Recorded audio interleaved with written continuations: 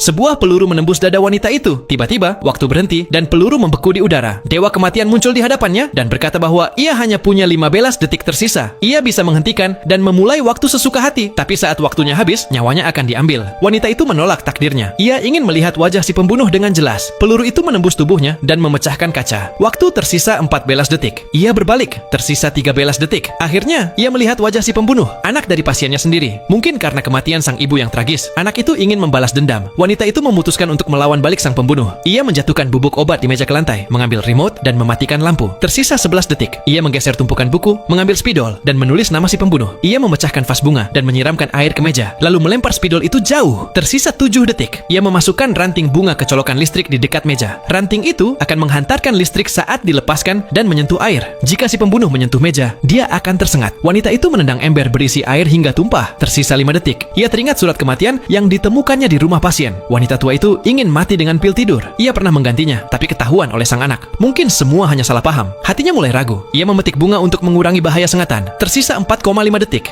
Ia mengambil pena lain dan membidik lantai. Tiba-tiba, peluru kedua menembus tubuhnya. Tersisa 0,61 detik. Dewa kematian berkata bahwa saat ia menyiapkan jebakan, si pembunuh telah berputar ke jendela untuk menghabisinya. Ia jatuh ke lantai dengan amplop di tangan kiri, sedangkan tangan kanannya tak meninggalkan jejak. Hidupnya berakhir. Pembunuh kembali ke pintu dan melihat bubuk obat yang berserakan. Ia menemukan sandal, lalu mendekati meja dan melihat namanya tertulis. Ia ingin menghapusnya dengan spidol, tapi merasa ada yang aneh. Ia menemukan pena yang asli dan kembali ke meja. Saat menyentuh meja, ia tersengat listrik. Saat berdiri kembali, ia mendengar langkah petugas keamanan. Ia buru-buru menghapus namanya dan hendak kabur, tapi melihat amplop di tangan korban. Penjaga lewat dan melihat TKP. Si pembunuh kabur sambil membawa amplop, lalu membukanya dan terdiam. Surat bunuh diri sang ibu mengungkap bahwa ia ingin mati bersama anaknya dengan pil tidur karena tak tahan dengan rasa sakit. Si pembunuh dilanda penyesalan mendalam, tapi semuanya sudah terlambat. Para penyelidik tiba di lokasi dan menemukan nama si pembunuh tertulis di sebuah kertas, berada di depan jasad sang dokter.